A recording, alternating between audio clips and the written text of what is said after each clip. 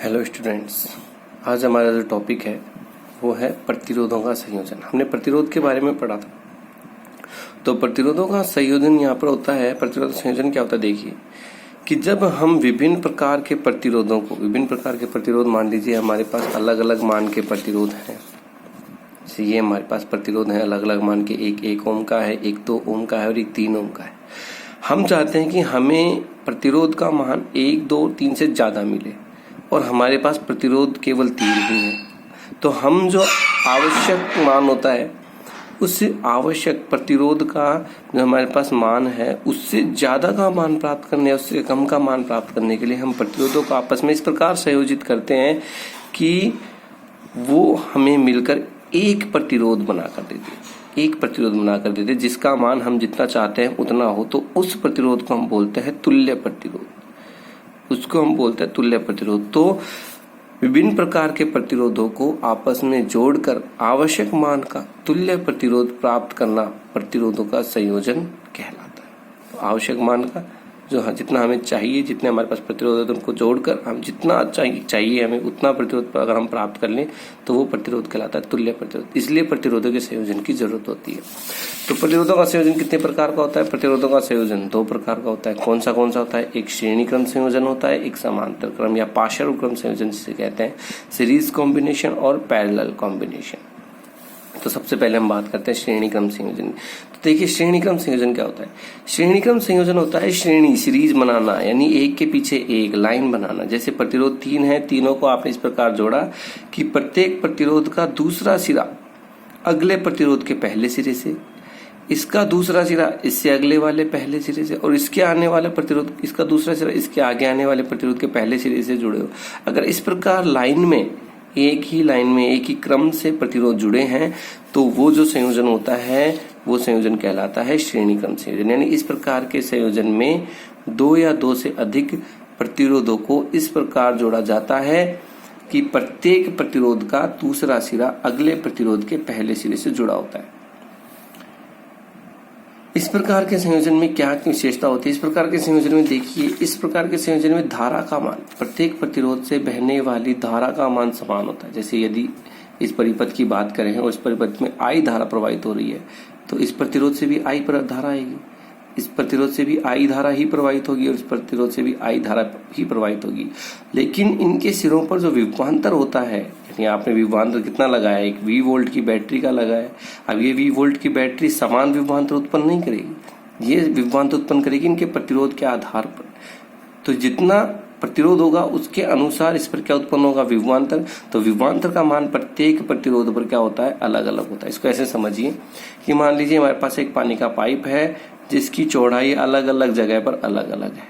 तो जब आप इसे पानी प्रवाहित करेंगे तो पानी के प्रवाह की दर तो तीनों जगहों पर एक समान होगी। यानी पानी तो उतना ही जाएगा जितना इससे निकला है, उतना ही पानी इससे निकलेगा और उतना ही पानी इससे निकलेगा, क्योंकि पानी की तो नियत संख्या पीछे से आ रही है, इसका रास्ता कहीं बदला ही नहीं है, रास्ता तो समान है। तो रास्ता समान है तो पानी की जो मात्रा है वो भी नियत रहेगी, समान रहेगी तीनों जगह। लेकिन तीनों का आयतन जो है वो अलग अलग है, तीनों पर क्षेत्रफल अलग अलग है तो तीनों का आयतन अलग अलग है। इसके कारण पानी की मात्रा अगर हम भर के देखें यहाँ तो इसमें अलग भरी जाएगी, इसमें अलग भरी जाएगी, इसमें अलग, लेकिन बहने वाले यानी प्रवाह की मात्रा समान रहेगी। जितना पानी इससे निकलेगा उतना ही पानी इससे निकलेगा, उतना ही पानी इससे निकलेगा। तो उसी प्रकार सीरीज कॉम्बिनेशन में धारा का मान क्या रहता है, प्रत्येक प्रतिरोध में प्रवाहित धारा का मान तो समान रहता है लेकिन प्रतिरोध के सिरों पर उत्पन्न विभवांतर का मान अलग अलग रहता है। ये हमारे लिए मुख्य बात है।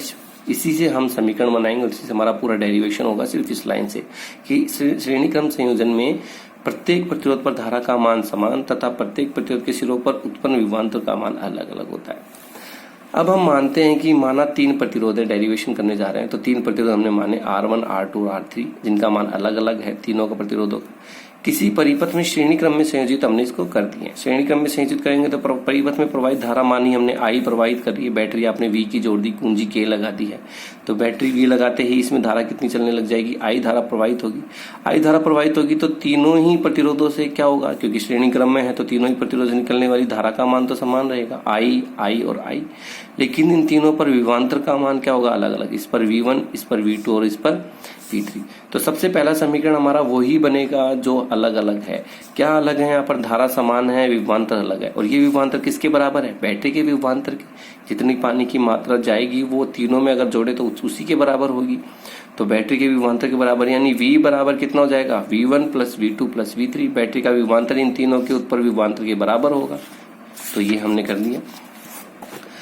इसके बाद हम क्या करते हैं? प्रत्येक प्रतिरोध पर ओम का नियम अलग अलग लगाते हैं। प्रत्येक प्रतिरोध पर ओम का नियम अलग अलग लगाने पर देखिए, अगर हम इसकी बात करें, प्रत्येक प्रतिरोध पर ओम का नियम अलग अलग लगाने पर, सबसे पहले इसकी बात करें तो इसके लिए V बराबर IR होता है। यहाँ पर V कितना है? V1।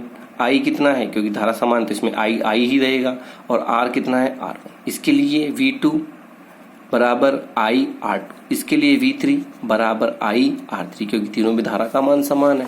तो हम ओम का नियम जब तीनों पर अलग अलग अप्लाई करेंगे तो हमें मिलेगा V1 बराबर IR1, V2 बराबर IR2 और V3 बराबर IR3। ये हमारा समीकरण 2।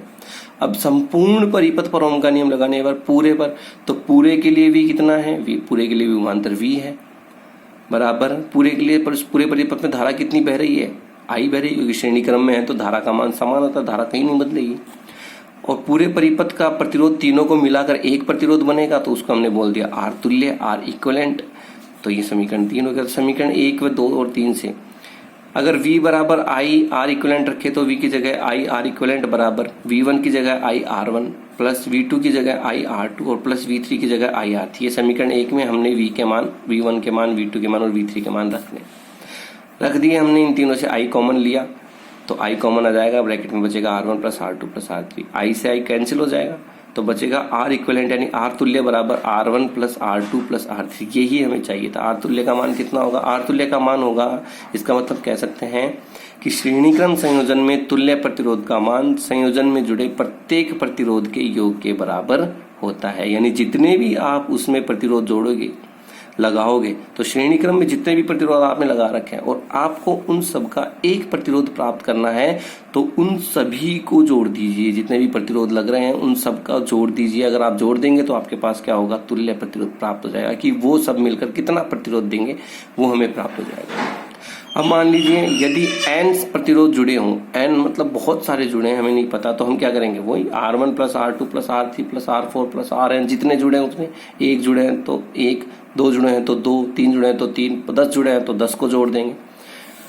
तो अब इसमें छोटे से नोट की क्या विशेषता है? विशेषता यह है कि परिपथ का परिणामी विभवांतर यानी V परिपथ में जुड़े प्रत्येक प्रतिरोध पर उत्पन्न विभवांतर के योग के बराबर होता है, जो कि हमने समीकरण 1 में लिखा था। V बराबर V1 plus V2 plus V3, उसी को हमने यहाँ पे शब्दों के रूप में लिखा। दूसरी सबसे अहम बात कि श्रेणी क्रम में क्यों जोड़ा जाता है? श्रेणी क्रम में इसलिए जोड़ा जाता है कि संयोजन से प्राप्त जो तुल्य प्रतिरोध हमें प्राप्त हुआ है, उन सबका मिलकर जो एक मान प्राप्त हुआ है, उसका मान संयोजन में जुड़े सबसे अधिक मान वाले प्रतिरोध से भी अधिक होता है। मतलब यदि आप ये कहें कि यहाँ पर 3 प्रतिरोध हैं जिनका मान है 1 ओम, 2 ओम और 3 ओम, और अगर हम इनका ये तीनों श्रेणी क्रम में हैं तो श्रेणी क्रम में तो इन तीनों को जोड़ देंगे, यानी 1 प्लस 2 प्लस 3 बराबर कितना आ गया? 6 ओम। तो ये जो तुल्य प्रतिरोध का मान हमारे पास 6 ओम आया है। ये प्रतिरोध जो जोड़े हैं हमने, उसमें सबसे ज्यादा मान किसका है? 3 ओम वाले का। इससे भी ज्यादा प्राप्त होता है। तो जब हमारे पास जो प्रतिरोध हमारे पास उपलब्ध होते हैं, उन प्रतिरोधों से भी अधिक का हमें जब प्रतिरोध प्राप्त करना होता है, तो हम उन सभी प्रतिरोधों को आपस में जोड़ देते हैं, जिससे तुल्य प्रतिरोध का मान उन सभी के जो उनमें जो सबसे बड़ा प्रतिरोध होगा उससे भी अधिक आएगा, क्योंकि उसमें वैल्यू जुड़ रही है। इसलिए प्रतिरोध का मान संयोजन में जुड़े सबसे अधिक मान वाले प्रतिरोध से भी अधिक होता है। ये हमारी मेन बात थी। यहाँ पर हमारा टॉपिक समाप्त।